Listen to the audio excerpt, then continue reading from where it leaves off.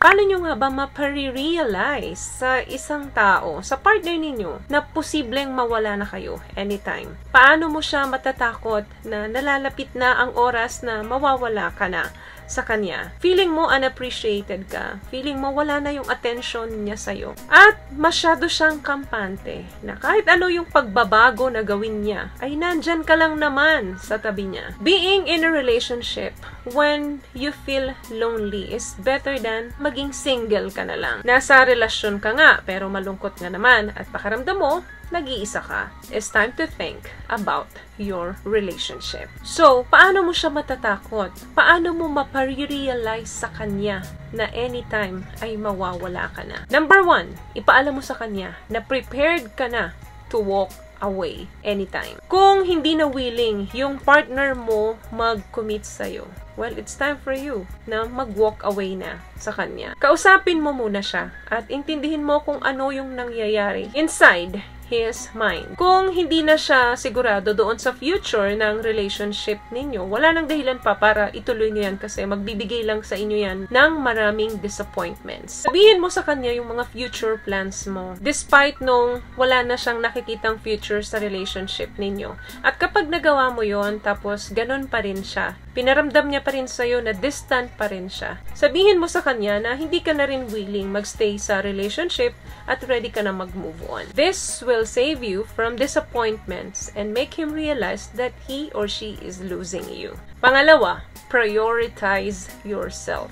Self-care is not about being selfish. It's all about ensuring your needs are not ignored. Ito'y panigurado lamang na hindi nababaliwala ang pangangailangan mo. When you take care of yourself, alam mo rin kung papaano alagaan ang ibang tao. So, kapag nararamdaman mo na yung partner mo ay hindi na same yung intensity ng love niya doon sa love mo sa kanya, kailangan mong i-shower ng effort yung pagmamahal sa sarili mo. Understandable naman kung head over heels yung pagmamahal mo doon sa isang babae or sa isang lalaki. Pero kinakailangan na maramdaman mo na pinapahalagahan niya yun. So, itigil mo muna yung pagpapakita ng too much effort kung gaano mo siya kamahal. Pangatlo, remind mo siya na hindi ka option. Couple kayo, pero pakiramdam mo hindi siya obligado sa'yo. Love is not an obligation, guys, but kailangan mutual yun. Kapag napaparamdam niya sa'yo na unwanted ka sa kanya, itigil mo na. Stop waiting for his attention. Kailangan nakausapin mo talaga siya ng clear kung ano talaga yung feelings mo, kung ano yung boundaries mo, kung hanggang saan ka lang. Huwag mong hayaan na gawin niya yung gusto niya to the point na nagiging option ka na lang.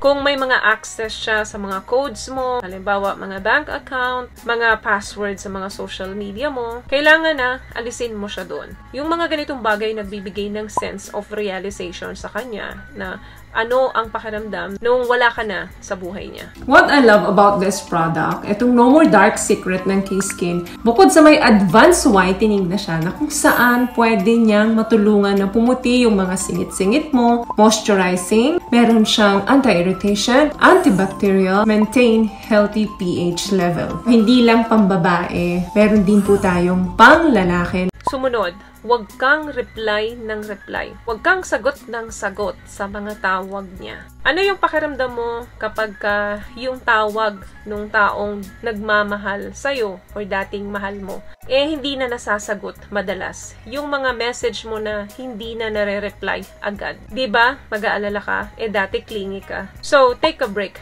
from texting and replying. Hindi ko sinabing i-ignore mo siya totally, pero dapat maging busy ka sa buhay mo. To the point na hindi mo na rin nasasagot yung madalas na tawag niya, hindi mo kaagad siya nare-reply dun sa mga messages niya. So, posibleng maisip niya na kailangan niya ng extra mile na makuha yung attention mo muli. Wag na wag mo siya palaging ipiplease. Yes, make him special. But, It's not okay to please him every minute of the day. Paramdam mo sa kanya na nag-iba ka na rin, na kailangan may ma-miss siya doon sa presence mo. Hindi masama ito. Ayaw mo lang na tinitake advantage ka madalas. Last one, just be yourself. Yes, wag mong baguhin yung sarili mo para lang gustuhin kanya uli at mahalin kanya uli. Remember, siya ang nagbago, hindi ikaw. Wag mong hayaan na kontrolin niya yung behavior mo. Na kailangan na respetuhin ka kung sino ka and how you carry yourself. Deserve mo ng isang tao na hindi ka minamanipulate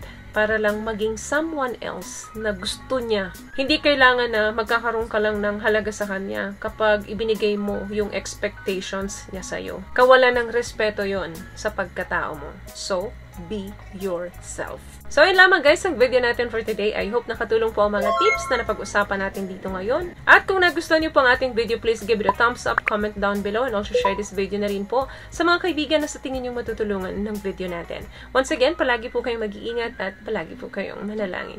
Thank you guys for watching and see you on my next one. Always love yourself and be a blessing. Bye!